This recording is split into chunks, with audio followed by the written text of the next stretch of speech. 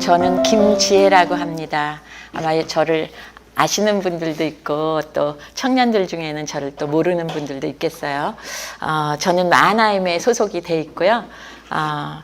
오늘 이렇게 또 여러분들과 함께 하게 되어서 너무 반갑고요. 감사합니다.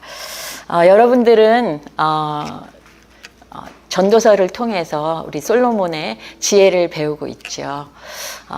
여러분이 다 아시다시피 솔로몬은 이 땅에서 정말 대부분의 사람들이 다 원하고 바라는 그러한 많은 것들을 다 가진 사람이었어요. 그죠? 정말 권력과 명예와 지위와 부와 또 그 솔로몬은 하나님께 지혜를 구했는데 이 모든 것을 다 주셨잖아요. 사실 어떻게 생각하면 이 땅에 사는 많은 사람들이 다 원하는 것들이죠. 그죠? 근데 우리는 다 그 중에서 몇 개를 가질 수는 있지만 이렇게 솔로몬처럼 다 가질 수는 없는 것 같아요. 근데 솔로몬이 이 전도서를 사실은 말년에 쓴 거잖아요.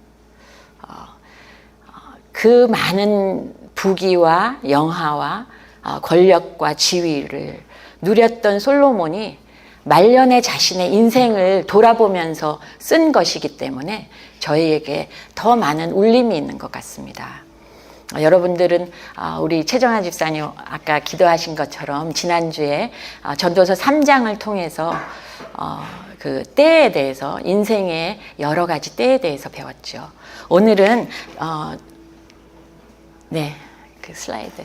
오늘은 전도서 4장서부터 죄송합니다. 전도사라고 됐네요.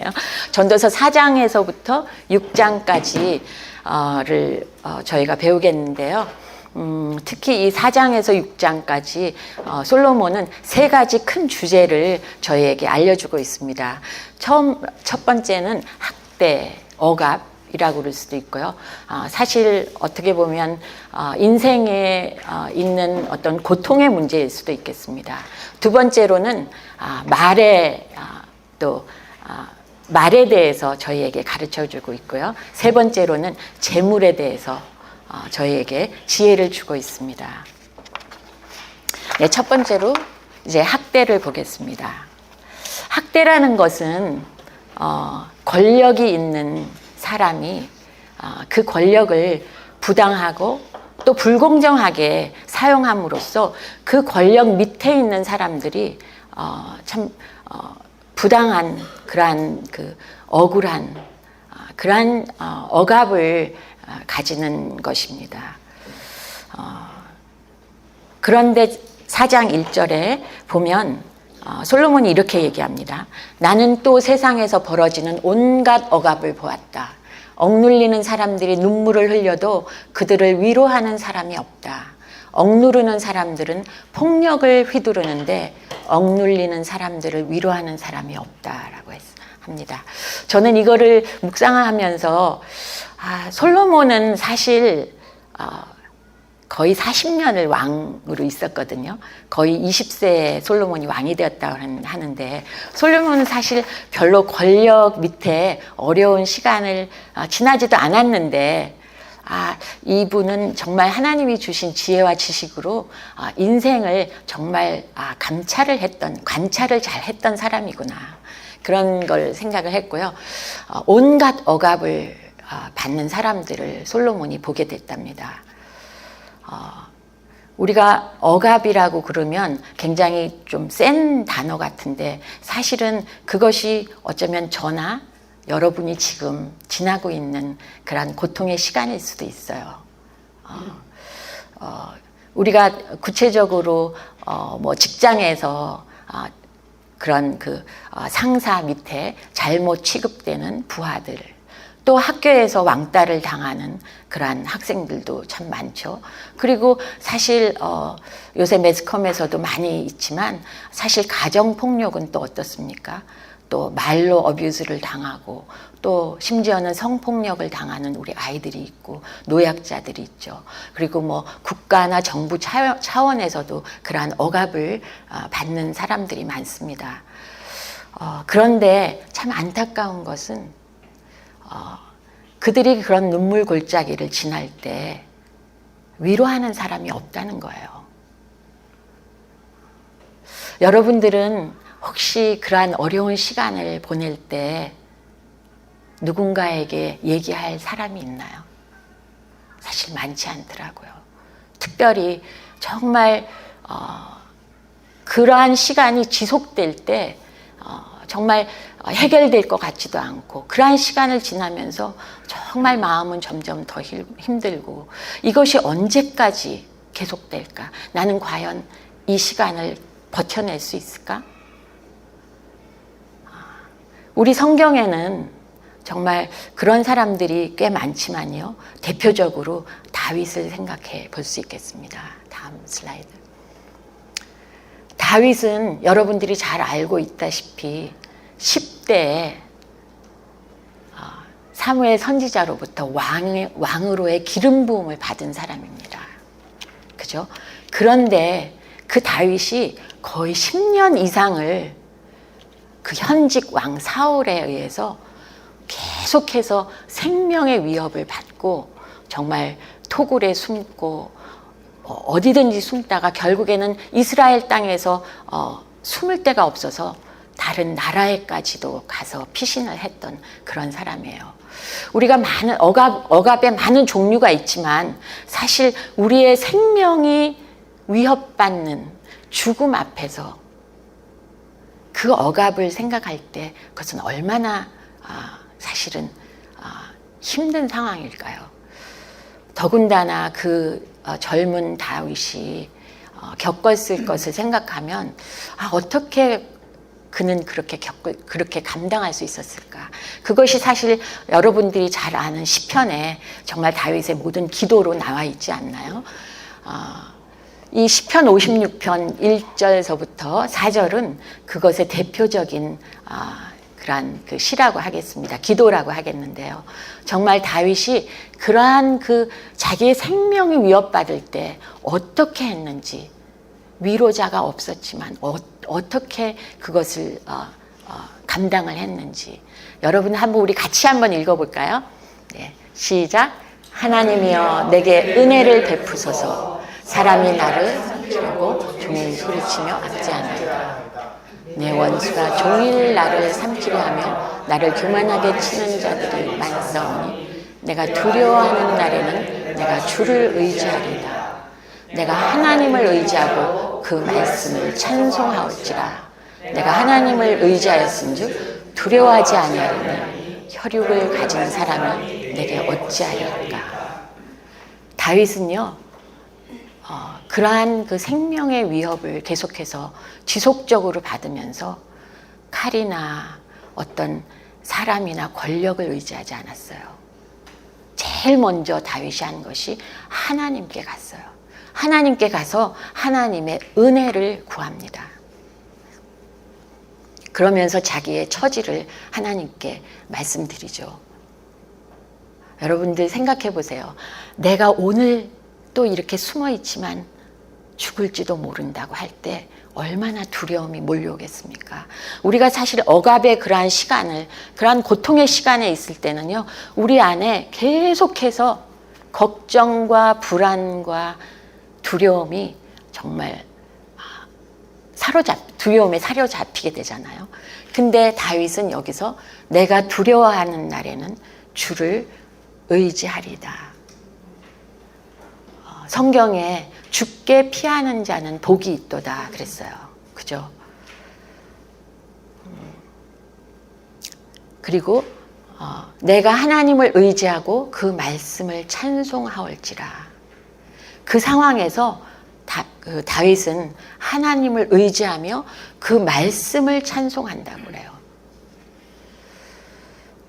여기서 하나님을 의지하고 말씀을 찬송한다는 거는요, 하나님이 누구신지를 아는 거예요. 내가 의뢰한 하나님은 누구시고 내가 그 하나님께 나는 누구인가. 하나님은 자신의 아들의 생명을 죽이기까지 하면서 저희를 사랑하신 분 아니에요. 그분이 어떻게 우리를 그러한 고통과 억압과 두려움에서 건져내시지 않으시고 돌보시지 않겠습니까? 그리고 다윗은 하나님의 약속의 말씀을 붙잡은 거예요. 그렇기 때문에 하나님을 찬송할 수 있었던 거예요. 이 뒤에도 나와 있지만 하나님을 우리가요 진정으로 누구신지 알고 하나님을 경외하게 되면요 사람과 상황을 두려워하지 않을 수 있습니다. 그런데요 하나님이 누구신지 제대로 알지 못하고 하나님을 의지하지 않을 때 우리는 우리의 상황과 우리 뒤에서 뭐라고 그럴 사람들이 뭐라고 그럴지 어떻게 생각할지 늘 두려운 거예요. 그래서 우리가 정말 이러한 억압과 이러한 고통의 시간을 지날 때 우리는 다윗처럼 하나님께 먼저 가야겠습니다. 그럴 때 우리는 진정한 위로와 소망을 가질 수 있습니다. 네, 두 번째로 이제 말에 대해서 이제 솔로몬이 이제 저희에게 지혜를 주고 있어요. 네, 저희 같이 한번 읽어보겠습니다. 전도서 5장 2절. 너는 하나님 앞에서 함부로 입을 열지 말며 급한 마음으로 말을 내지 말라. 하나님은 하늘에 계시고 너는 땅에 있습니다. 그런즉 마땅히 말을 적게 할 것이라. 네, 5장 1절은 사실 솔로몬이 너는 하나님의 집에 갈 때 이렇게로 시작이 돼요. 우리가 교회에 올 때 그렇게 말을 할 수가 있겠죠. 그렇지만 우리는 이제 성령이 우리 안에 계시고 우리가 교회만 하나님이 계신 곳이 아니잖아요. 그죠? 하나님이 어디서든지 다 계시잖아요. 그리고 하나님은 여러분들 역대하에 있는 구절을 아실 것입니다. 여호와의 눈은 온 땅을 감찰하사 전심으로 자기에게 향하는 자를 향하여 그런 구절이 있는데요. 그리고 또한 또 다른 구절에 하나님은 악인과 선인을 보신다 그랬어요. 그러면 하나님이 근데 눈만 계시나요? 하나님 귀가 있으시잖아요. 그죠? 하나님 들으신다는 거예요. 저희가 교회에서 하는 말이건 어디서 하는 말이건 우리가 하나님 앞에 있음을 우리가 깨달아야겠어요. 우리는 말을 할 때 사실은 우리가 상대방을 보고 하기 때문에 하나님을 의식하기가 사실 쉽지 않아요. 저부터도 그렇더라고요. 근데 우리가 하나님 앞에 있음을 우리가 깨달아야겠습니다. 사실 우리가 얼마나 많은 경우에 함부로 입을 떼는가요? 그리고 급하게 말을 많이 하잖아요. 이 말이라는 것은 일단 저희 입 밖으로 나가기만 하면 굉장히 위력이 있어요. 그게 나에게도 영향이 있고요. 그 말을 듣는 상대에게도 영향이 있어요. 그게 정말 그 상대를 살릴 수 있는 말이기도 하고요. 그 상대를 죽일 수도 있는 그러한 능력을 가진 것이 말이지요. 그래서 우리는 말을 정말 적게 해야겠습니다. 근데 사실 정말 쉽지 않더라고요. 네, 다음. 전도서 5장 4절서부터 6절은 서원에 대한 건데요. 여러분들 서원이나 서원 기도나 기도할 때 이러한 기도를 많이 하지 않나요? 하나님, 참 너무 힘들어요. 이 상황을 제가 도저히 감당할 수 없어요. 하나님, 이 상황을 정말 제가 잘 지나가게 해주시고 빨리 지나갈 수 있다면 하나님, 제가 하나님께 뭘 하겠어요? 하나님, 제가 어떤 사람이 되겠어요? 우리 그런 기도하지 않나요? 근데 사실은 그러한 상황이 지나고 나면 우리는 쉽게 그러한 기도했던 것을 잊어버릴 때가 있고요. 때로는 내가 그런 기도를 했었지 하는데 그때는 너무 힘들었잖아. 그러면서 그때 우리가 기도했던 것을 카페트 밑으로 이렇게 슬쩍 이렇게 넣어버릴 때가 참 많습니다. 그런데요, 이 성경에서는 솔로몬이 이렇게 얘기하죠. 하나님은 맹세하고 서원한 것을 지키지 않은 사람을 어리석다고 합니다. 그죠? 지키지 못할 바에는 아예 서원하지 말라고 해요. 그리고 서원할 때 그것을 지키지 못하는 것을 죄라고 하십니다. 우리가 그래서 정말 다시 한번 정말 생각하고 그러한 서원 기도, 맹세하는 그러한 기도를 하기를 바랍니다. 네, 다음. 그렇다면 저희는 어떻게 말을 해야 될까요? 네. 사도 바울이 에베소서 4장 29절에 이거는 새 번역을 제가 이렇게 가지고 왔는데요. 여러분들 다 같이 한번 읽어보겠습니다. 나쁜 말은 입 밖에 내지 말고 덕을 세우는 데 필요한 말이 있으면 적절한 때에 해서 듣는 사람에게 은혜가 되게 하십시오. 나쁜 말이 무엇일까요? 좋은 말이 아닌 말? 그렇겠죠. 네. 나쁜 말은 사실이 아닌 거짓말일 수 있겠죠. 그리고 나쁜 말은 누군가의 험담을 하고 누군가를 비난하고 누군가를 깎아내리는 말, 또 그 말로 인해서 어떤 사람들을 정말 억울한 위치에 놓을 때가 있어요.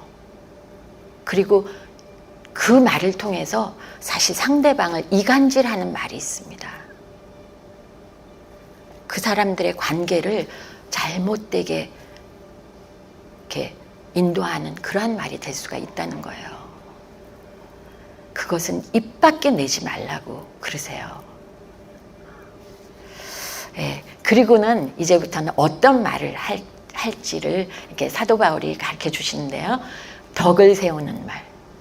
내 말은 지금 필요한 말인가? 내 말은 적절한 때에 하고 있는 것인가? 이 말은 은혜가 되는 말인가?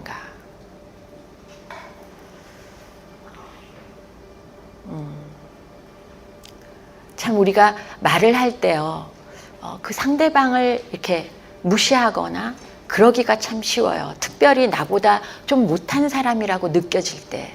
그렇지만요, 정말 우리가 어떤 사람을 위로를 주고 격려를 주는 그러한 은혜를 끼치고 또 덕을 세우는 말은 무엇인지 우리가 정말 한번 생각해 봤으면 좋겠어요. 결국에는 그 말을 통해서, 우리의 말을 통해서 그 사람이 세워지는 말, 격려되고 위로를 받고 소망을 가지는 그런 말이 아닐까요? 그리고요, 저희가 이게 참 바른 말이라 하더라도요, 그 말이 정말, 이 말이 정말 필요한 말인가? 사실 필요치 않은 말을 흘릴 때가 참 많죠. 예. 그리고 그 말이 바르고 필요한 말이라 하더라도요, 적절한 시기에 하지 못할 때가 참 많아요. 특별히 우리가 가까운 관계에서, 가정에서 참 많이 그렇게 그런 어리석음을 범하는 것 같아요.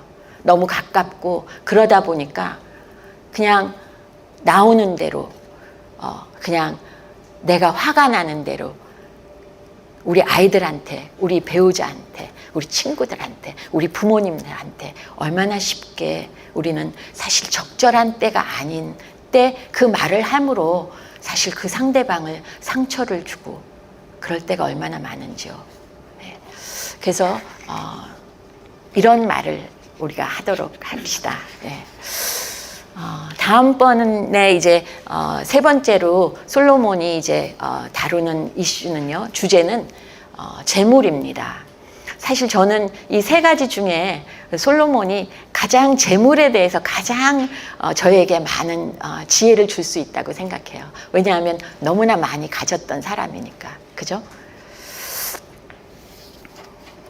자, 5장 1절, 5장 10절을 한번 같이 읽어보겠습니다. 돈 좋아하는 사람은 돈이 아무리 많아도 만족하지 못하고, 부를 좋아하는 사람은 아무리 많이 벌어도 만족하지 못하니 돈을 많이 버는 것도 헛되다. 여러분들 돈 많고 싶지 않나요?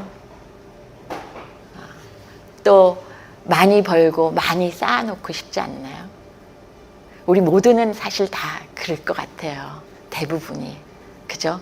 그래야 돈이 좀 많아야 내가 좀 여유도 있고 편안하고 또 만족하고 그런 삶을 살 수 있을 것 같은데, 참 신기하죠. 그 많은 부를 소유했던 그 솔로몬이 말년에 이런 말을 하는 거예요. 돈이 아무리 많아도 만족하지 못하고 아무리 많이 벌어도 만족하지 못한다. 우리 정말 한번 생각해 봐야 되지 않을까요? 그럼 뭐 돈이 없었던 사람이 이런 말을 하면, 자기는 뭐 돈이 없으면서 뭐 그거는 자기가 없으니까 그렇게 얘기할 수 있지. 그런데 정말 어떤 사람보다도 많은 부와 재물을 가졌던 사람이 아무리 많아도 아무리 많은 것을 소유하고 벌어도 만족함이 없다는 거예요.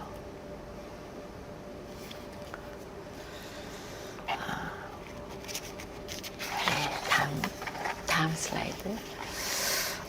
근데요, 사도 바울은 솔로몬보다 몇 년 후 사람인지 아세요? 거의 1000년 후의 사람이에요. 근데요, 그 1000년 전에 솔로몬이 했던 그 재물에 대한 그 진리랄까? 그러한 것을요, 우리 사도 바울이 거의 유사하게 그 돈에 대한 그 일침을 저희에게 주고 있습니다. 네, 같이 한번 읽어보겠습니다. 부하려 하는 자들은 시험과 올무와 여러 가지 어리석고 해로운 욕심에 떨어지나니 곧 사랑으로 파멸과 멸망에 빠지게 하는 것이라. 돈을 사랑하면 일만하게 뿌리가 되나니 이것을 탐내는 자들은 미혹을 받아 믿음에서 떠나 많은 근심으로써 자기를 찔렀도다. 예, 부자가 되려는 사람은 사실은 정말 돈에 대해서 참 많이 생각을 하게 돼요. 어떻게 하면 돈을 벌까? 어떻게 하면 돈을 더 아끼고 더 많이 저축을 할 수 있을까? 그죠? 그런데 그런 사람들은 여러 가지 시험과 올무, 그리고 어리석고 해로운 욕심에 떨어진답니다. 그리고 결국에는 파멸과 멸망에 빠진다고 합니다.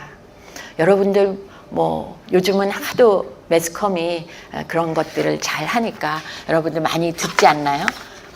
정말 유명한 연예인들, 또 운동가들, 정말 기업가들, 이런 사람들이 왜 그 많은 재물에도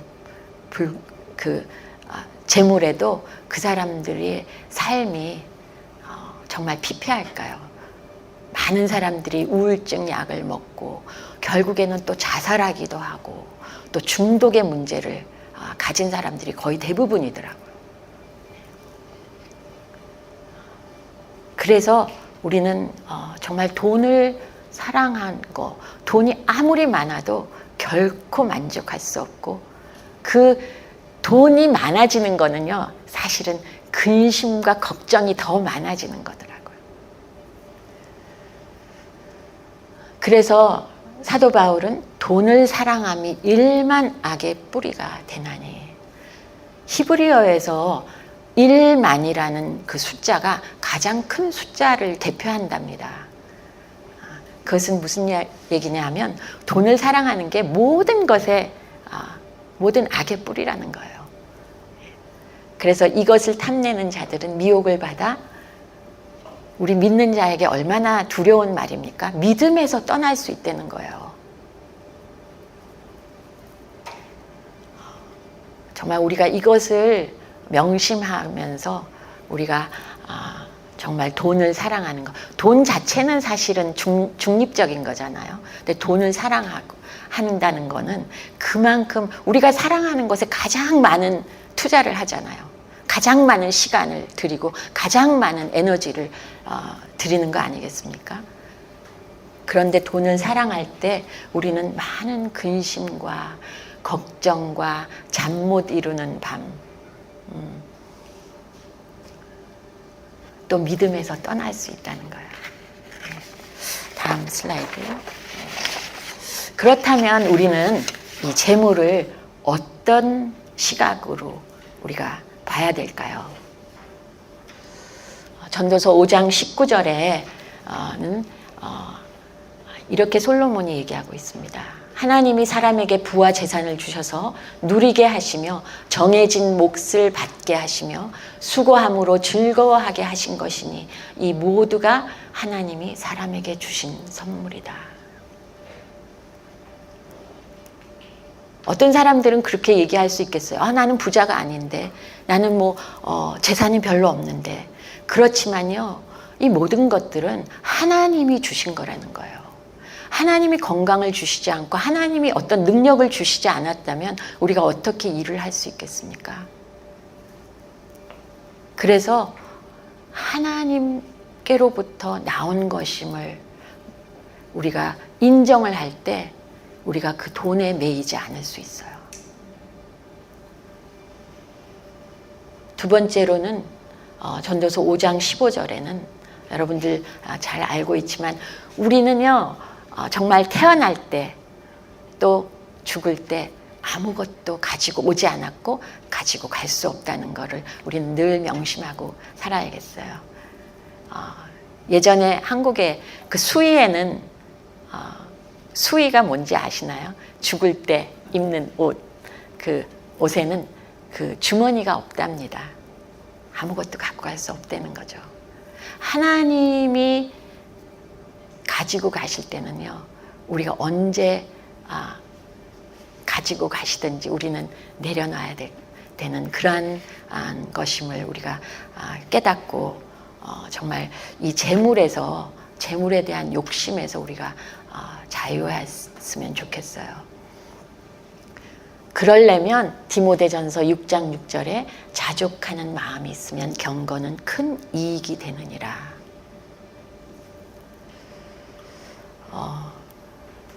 하나님이 우리에게 거룩하라 그러시잖아요. 그죠? 거룩하라고, 거룩한 그러한 삶을 살려고 하면요, 우리가 이미 받은, 하나님 안에서 받은 복에 대해서 우리는 감사하고 만족할 줄 알아야 돼요. 이미 받은 게 뭔가요? 우리 이곳에 있는 분들 이미 예수 그리스도를 받았잖아요. 그래서 영원한 생명을 우리는 이미 약속을 받았잖아요.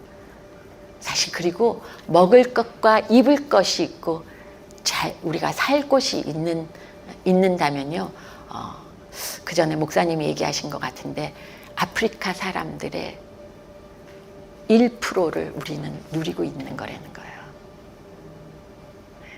우리는 늘 비교함으로 부족함을 많이 느끼지만 정말 하나님이 이미 주신 복을 생각하고 우리가 정말 우리가 있는 것에 자족하고 만족해야 되겠습니다. 그리고 다음 우리의 시각으로는요, 재물에 대한 시각으로는 그런데도 우리는 하나님 나한테 나의 필요한 거 주지 않으실지도 모르는데요. 난 늘 부족한데요. 그렇게 생각할 수도 있겠습니다. 그런데요, 빌립보서 4장 19절에 이것이 하나님의 약속이에요. 나의 하나님이 그리스도 예수 안에서 영광 가운데 그 풍성한 대로 너희 모든 쓸 것을 채우시리라. 여러분들 많이 아시죠? 그죠? 예. 하나님의 풍성함 가운데 하나님은 우리의 욕구와 우리의 욕심을 채우신다고 그러시지 않으셨어요. 우리의 필요를 채우신다고 약속하셨어요. 그리고 마지막으로 이 재물을 통해서 우리가 진정한 자유함과 기쁨을 가지려면요, 그 재물 주신 하나님께 그 감사하여서 나누는 삶을 살아야 돼요. 이미 여러분들은 굉장히 많이 나누는 삶을 살고 있는 줄 압니다. 그런데요, 하나님은 우리가 나눌 때요, 하나님은 더 채워주시는 하나님이시더라고요. 우리가 손을 움켜쥐고 있을 때는요, 하나님이 채우시는 것을 우리가 경험할 수 없어요. 그런데요, 우리가 우리의 있는 것들을 작은 것이지만 나눌 때 오병이어의 사건이 일어난 것처럼 하나님이 채우신다는 거예요. 그래서 여기에 누가복음 6장 38절에 보면 주라 그리하면 너에게 줄 것이니 곧 후이되어 누르고 흔들어 넘치도록 하여 너에게 안겨주리라. 우리는 이런 구절을 보면요, 하나님이 근데 하나님, 나는 하나님 일에서 뭐 많이 나누기도 하고 많이 드리기도 하는데 나에게는 물질의 어떤 풍요함을 주시지 않는데, 이렇게 생각하실 수도 있겠습니다. 근데 그거는요, 우리가 항상 하나님의 축복을 뭔가 보이는 어떤 물질적인 것만을 생각하기 때문이에요. 사실 우리가 하나님의 나라를 위해서 우리가 주고 나누는 삶을 할 때는요, 우리 속에 정말 진정한 기쁨이 있는 거예요. 그래서 우리가 그런 하나님이 주신 거, 우리가 청직, 우리 잠시 맡은 거잖아요. 잠시 이 땅에 살면서 관리자로서 맡은 저희로서 우리는 또 주신 재물을 기쁨으로 하나님께 드릴 때 우리는 정말 진정한 의미와 또 기쁨의 삶을 살 수 있다고 생각합니다. 다음 슬라이드. 요약을 한번 해보겠습니다. 첫 번째, 학대받고 억압을 받을 때 우리는 하나님께 먼저 가야겠습니다. 그죠? 그리고 하나님이 누구신지, 또 그 하나님 앞에 내가 누구인지를 우리는 알 때 그러한 지속되는 어려움과 억압, 고통 가운데 우리는 소망을 가지고 두려움 없이 믿음으로 살 수 있어요. 또 말에서는요, 우리가 하나님 앞에 있음을 우리가 깨달아야겠습니다. 내가 말하는 상대를 생각하는 것이 아니라, 물론 당연히 상대를 보고 말을 하지만요. 그리고 말을 우리가 될 수 있으면 청종을 잘 듣고 우리가 말을 좀 아껴서 하고요. 어떤 말, 덕이 되는 말, 필요한 말, 적절한 말, 은혜가 되는 말을. 제가 여기 아까 잊어버리고 말을 못했는데요. 사실 말이 우리가 바뀌려면요, 우리의 속사람이 바뀌어야 돼요. 왜냐하면 말은 우리의 마음에 있는 것들이 나오기 때문입니다. 속사람이 어떻게 바뀔까요? 하나님과의 끊임없는 관계 가운데 나 자신을 보고 상대를 존중하게 되고, 그럴 때 우리는 이 말에서 변화를 받을 수 있어요. 그리고 마지막으로 재물에 관해서 돈을 사랑하는 것이 모든 재앙의 뿌리라는 거. 솔로몬 같이 그렇게 많은 재물과 재물을 누렸던 사람도, 가지고 있었던 사람도 결코 만족함이 없었다는 거. 그리고 우리는 이 땅에 살면서 정말 하나님으로부터 이 받은 이 재물을 잠시 이 땅에서 관리하는 청지기로서의 그 마음을 가지고 살아야겠습니다. 어떻게 지혜롭게, 검소하게, 또 그러다 보면 우리가 재물에 있어서 자유함을 받을 수 있다고 생각해요. 그리고 주는 삶, 우리가 하나님께 받은 것을 기뻐서 나눌 때 하나님은 그것을 통해서 하나님의 나라를 넓혀갑니다. 다음 슬라이드. 자, 여러분은 그러면 어떤 삶을 살고 싶으십니까? 여기 헤세드 젊은 청년들이 또 많으신데요. 사실 인생은요, 나의 말년에 정말 내 삶을 돌아보면서 내 삶이 많은 것을 가지고 많은 것을 누렸지만 내 삶이 과연 정말 가치 있는 삶이었나? 의미 있는 삶이었나? 영원한 것을 위한 삶이었나? 그래서 그것이 나에게 참 기쁨과 소망을 주는 삶이었나? 아니면 정말 솔로몬처럼 헛되구나. 근데 그것은 우리의 매일매일의 선택에 달려있다는 거예요. 우리가 고통을 지날 때 우리는 어떤 태도로, 우리는 매일매일 많이 쓰는 말과 또 재물의 영역에서 우리는 어떤 믿음의 선택을 하는지에 달려있다고 생각합니다. 기도하겠습니다. 하나님 아버지 감사합니다. 솔로몬을 통해서 우리의 고통의 시간, 또 말을 어떻게 해야 되는지, 또 재물을 어떻게 사용해야 되는지를 배웠습니다. 주님, 머리로만 저희가 이것을 간직하고 축적하는 것이 아니라 아버지 우리의 삶의